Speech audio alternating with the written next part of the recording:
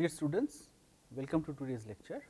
So, I hope you have gotten the opportunity to go through your concepts of probability that we discussed in last lecture. So, today we will continue our discussion on probability. So, we will begin with a brief recap of what we had discussed in last class, right. So, we were discussing the concept of probability. Okay. So, in probability there are two things, one is a sample and one is an event. Okay. So, of these the sample is defined as the list of all possible outcomes.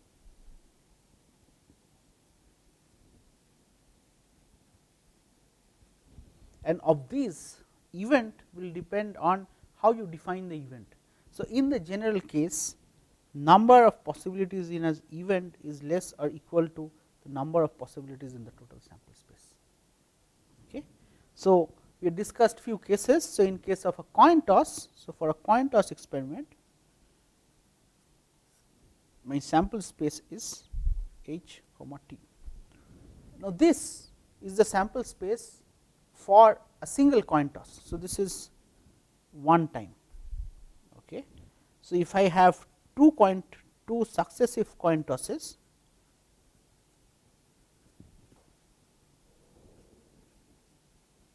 so my sample space becomes, so in the first case, let us say first I get a head, I can get the second time also I can hit the head, this is one possibility. I can get first time head and second time tail. I can get the event, the first time is tail, the second time is a head, or I can get two tails. So, for a single coin toss I have two possibilities, for a two time coin toss I have four possibilities. So, depending, so as you increase the number of coin tosses, you get more and more number of possibilities in your sample space. Okay. So, in this case, so I can define an event as a head, okay, in this case. Okay. So, clearly you see, so this is satisfied. So, n of E in this case is less than number in sample space. Okay. So, there are three axioms. First is probability of an event E is bounded between 0 and 1. Okay. So, if I defined an E which is, so if my event E was neither a head nor a tail appears.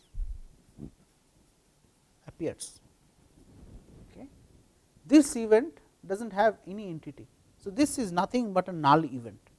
So, null is represented by the number 5. Okay. So, in this case, for a coin toss, single coin toss, it is impossible that you will have neither a head nor a tail, because the head and tail are the two. In this case, my probability of E is going to return me a value of 0. Okay. So, if I change my definition of E to the E as either a head or a tail appears. So, in this case my E is nothing but the sample space itself, right. So, you are happy with either a head or a tail. Okay. So, in this case the event is simply the sample size. So, in this case my probability of E is equal to 1. Okay. But for the case of head appears, E is head appears. So, probability of E is going to be half. Okay. So, these events can be Venn diagrams can be conveniently used to describe events and sample space. So, sample space is typically drawn as a box and events are drawn as circles. So, this is an event E1, this is an event E2, let us say this is an event E3. Okay. So, I can write down, we had derived these expressions, probability of E1 union E2. So, this is union is equal to P E1 plus P E2 minus P of E1 intersection E2. Now, many places instead of writing like this, you can also, you will see E1 plus E2 will be written as P E1 plus P E2 minus probability of E1 E2. Okay. So, this is an intersection. So, many places instead of a union you will see a plus being put, and instead of E1 intersection E2 you will get the expression as E1 into E2. Okay. So, what I have also drawn here, I have drawn an event E3 which does not overlap with either E1 or E2. Okay. So, these are examples of mutually exclusive events.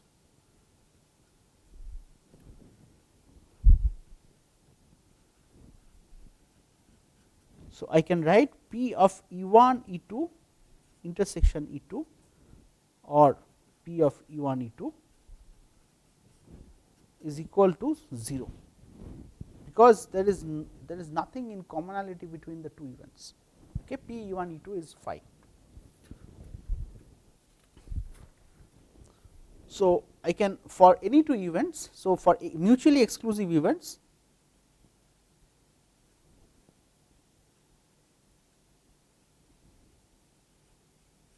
okay, probability of union of EI I equal to 1 to n is nothing but equal to 1, okay, and this is equal to summation probability of EI, okay, because each of the intersections.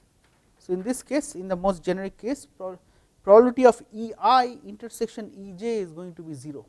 So, in every addition is simply these individual elements which are getting added up. Okay. So, this is the second thing. Now, let us take an example. Okay. Let us consider a case. You have a box which has 5 blue balls and 3 red balls. Okay. So, you have 5 blue and 3 red balls. Okay. So, this is a container having 5 blue and 3 red. So, I can ask a question, what is the chance probability of drawing 2 red and 1 blue ball from this box. Okay.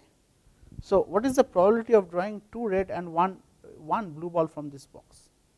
Okay. So, how do I do it? So, let us just say if I am collecting at 1, I am basically taking out 3 balls. So, I have to take out 3 balls. I have a total of 5 plus 3 equal to 8 balls. So, in order to calculate, to answer this question, we need to come up with ways of counting. Okay. So, that brings us to two ideas important in process of permutations and combinations. Okay. To answer this question, I need to briefly discuss permutations and combinations. So, imagine, let us take a very simple case. I have these 3 numbers A, B, C, okay, and let us think about in what ways can I arrange A, B, C in a linear order. Okay. So, I can write them as, so ordering of A, B, C. So, I can write them as A, B, C, I can write them as A, C, B, I can write them as B, C, A, I can write it as B, A, C, I can write it as C, A, B and C, B, A. Okay. So, there are 6 possibilities.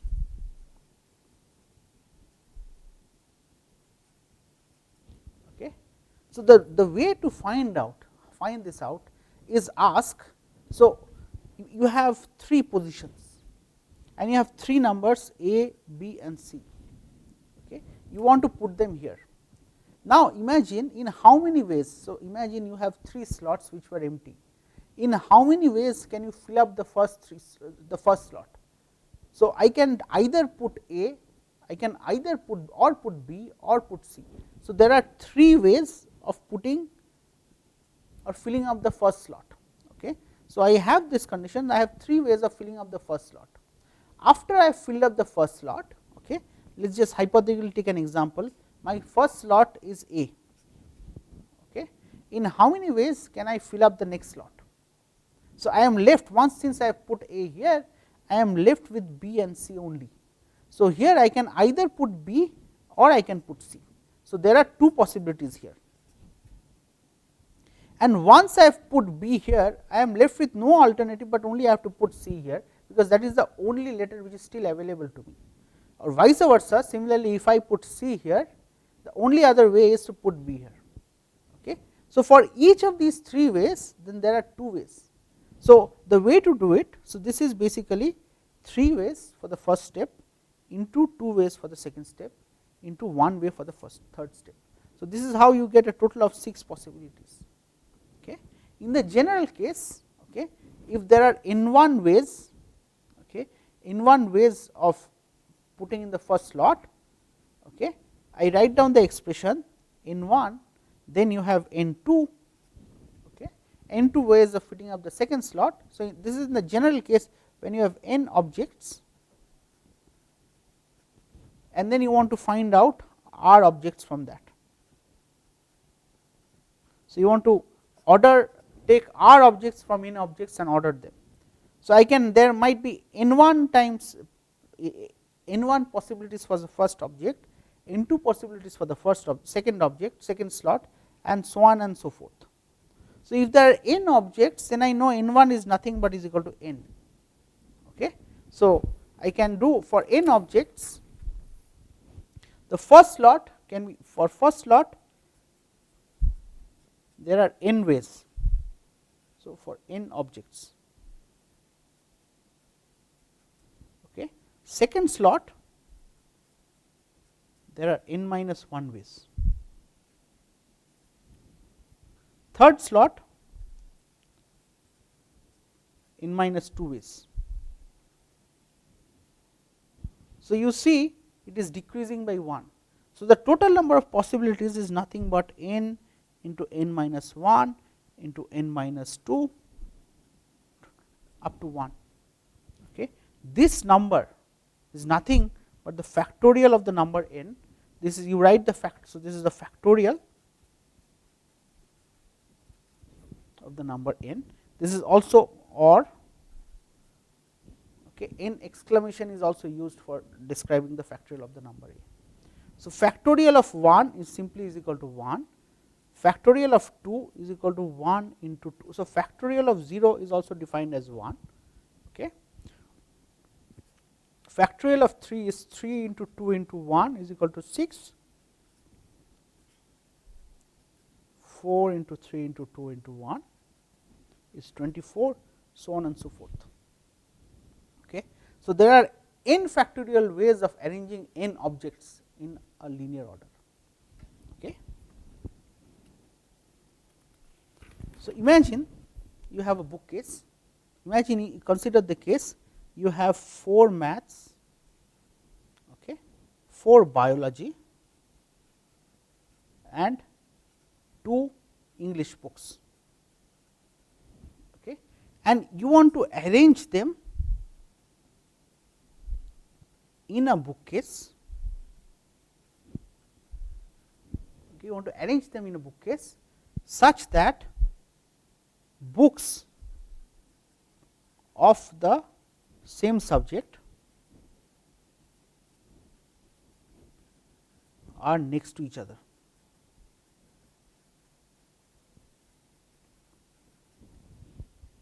Okay. So, how will I do it? So, let us say I name my maths book. So, I have 3 categories. Categories are maths, biology, and English. So, this is for maths, this is for biology, and this is for English. Okay. Maths, biology, and English. And in maths you have 4 books. You can label them as M1, M2, M3, and M4. You have biology, you have B1, B2, B3, and B4, and you have English E1 and E2. Okay. How will you arrange? So, there are 3 categories, right. First is, you think about it, if this is a book rack, okay, if this is a book rack, I can have of 3 categories, okay, category 1, category 2, category 3. Okay. how, so in 3 categories, okay, there are 3 categories of books, maths, biology and English. I can order them 3 categories in how many different ways we just saw, which is going to be factorial 3 is equal to 6 possible ways. Okay. Why? Because what are the 6 combination? I could have put M, B, E, I could have put maths, English, biology, I could have put B, M, E, B, E, M, I could have put E, M, B, E, B, M. Okay. So, you have 6 combinations, which is factorial 3, and 3 categories you can be arranged in a book rack in 3 factorial ways. Now, for each of these categories, so imagine you have a one particular setup which is MBE. Okay. So, one particular setup you have chosen, let us say MBE. Within this M, you actually have 4 combinations. Okay. You have to arrange M1, M2, M3, M4. Similarly, within the B, you have to arrange B1, B2, B3, B4. And within the E, you have to arrange E1 and E2. Okay. So, 4 sets of books within a block can be arranged in factorial 4 ways. Why? Because the first slot, so again you have 4 slots, the first slot can be filled it in 4 different ways. Once you have put a given number, let us just say M1 you have put here, then in the second slot there are one of 3 different numbers can be chosen here. So, you can have 3 ways, then the next one is 2 ways, and the next one is 1 way.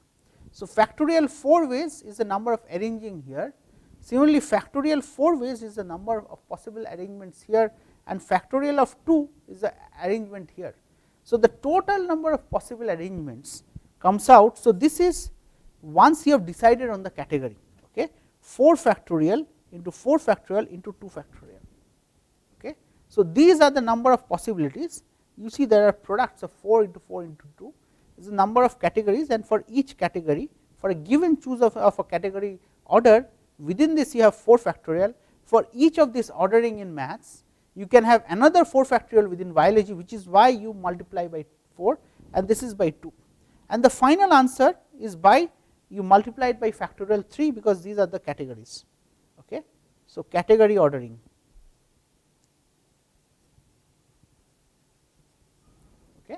So, thus your answer, so your sample space has factorial 3 into 4 into 4 into 2, which is 6 into 24 into 24 into 2. So, 24 square is,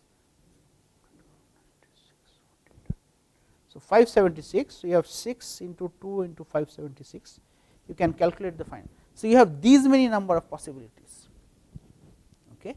So, this represents, so n of sample space represents 6 into 2 into 576. Okay. Now, let us define the event E. Let us define the event E as the ordering such that maths is at the beginning.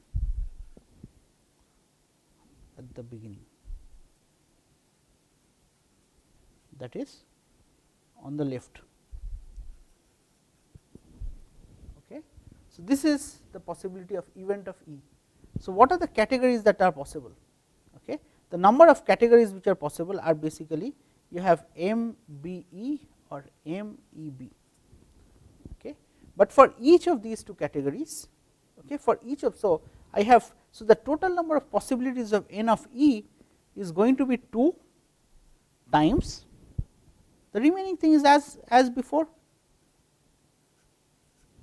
Okay. Within each of these orderings, you can again rearrange as per the maths or the bio or the English as before. So, if n of E is simply 2 into 4 factorial into 4 factorial into 2 factorial. Okay. So, then your probability of the event E is nothing by 2 into factorial 4 factorial 4 factorial 2 by 6 into factorial 4 factorial 4 factorial 2 is nothing by 2 by 6 is equal to 1/3. Okay. So, this is how you order. Okay. There is a slightly different thing from so this is ordering is called permutation or arrangement. Okay. Now imagine you want to you have 10 students in a class,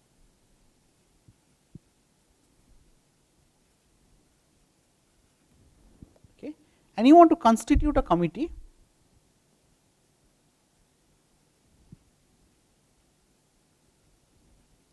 so of these 10, let us assume that there are 4 girls and 6 boys. Okay, you have 4 girls in the class and 6 boys in the class, and you want to constitute a committee of 3 members, okay, such that there are boys such that there are 2 girls and 1 boys. Okay. So, in a committee, when you constitute a committee, what matters is not the order. Okay. So, let us say I have a committee, okay, I have let us say G1, G2, B1. Okay. So, my girls are G1, G2, G3, G4, and my boys are B1, B2 up to B6. Okay. So, in one particular set, let us say I have committee 1 is G1, G2, B1, committee 2 is G2, G1, B1. Okay. See, the ordering is different, but for a committee the order does not matter. So, this is the same event. Okay. I have the same event. So, the number of possibilities, okay. So, here you are not concerned about the ordering, but you are considering of the selection. Okay. So, in general the ways, the number of ways, okay, the number of ways of selecting R from a population of n is represented by NCR, okay, and NCR is defined by factorial n by factorial r factorial of n minus r. Okay. So, this is different. So, this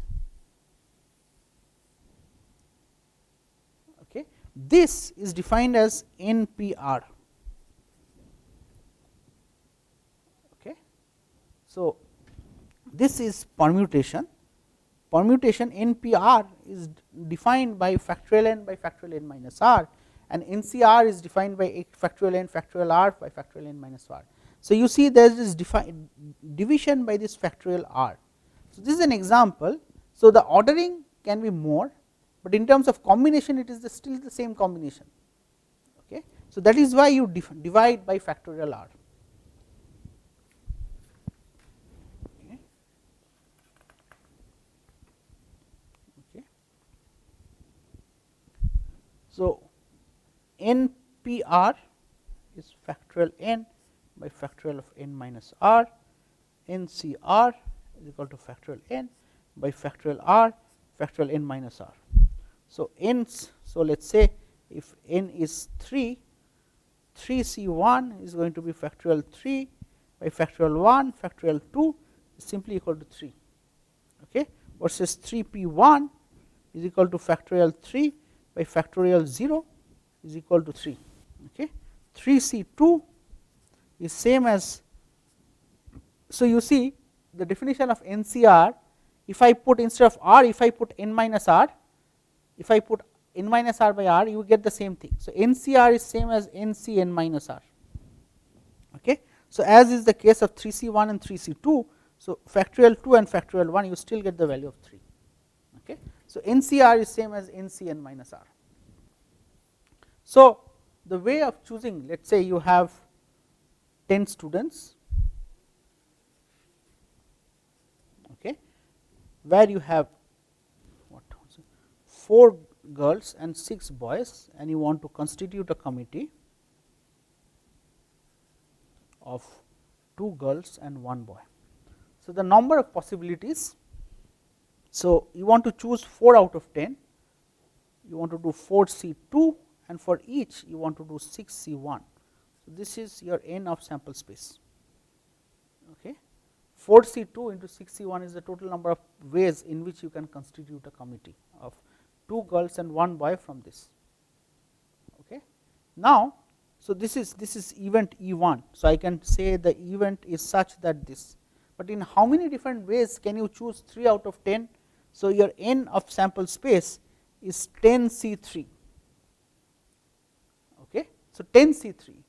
So, I can ask the question, what is the chance that you have come up with a committee which has 2 girls and 1 boy? Okay. So, the answer is then, so probability of constitute a committee which has 2 girls and 1 boy is simply 4 C 2 into 6 C 1 by 10 C 3. Okay. So, this is a probability of this event is the possibility that you have constituted a committee of 2 girls and 1 boy. Okay. Let us take another example. So, let us say you have n objects from which you want to draw k objects, okay. But you always, so let us say there is an element A which you always want to select. Okay. So, what is the probability that you choose k out of n such that A is always selected? So, to answer this question, my probability, okay. So, in how many ways can I choose k from n? The answer is n C k. So, this is the probability of your sample associated with your sample n of s. Okay. So, if there is an element A which is always selected, the probability of selecting k out of n is equivalent of saying that I want to select k minus 1 from n minus 1.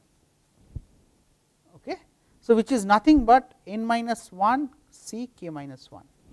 Okay. So, probability of selecting this A, let us say that A is always selected, is nothing but n minus 1 C k minus 1 by n C k. Okay. So, with that I stop for today. To briefly summarize, we discussed about the basics of probability once more, and we chose, so one of the critical steps of calculating probability is to do a counting. Okay. And then there are 2 ways of counting which we call a permutation or a combination. A permutation is done when you have a ordering or an arrangement kind of setup. A combination is done when you just want to select, and the order does not have any importance, as in case of constituting a committee or something like that. With that, I thank you for your attention, and I look forward for our next lecture.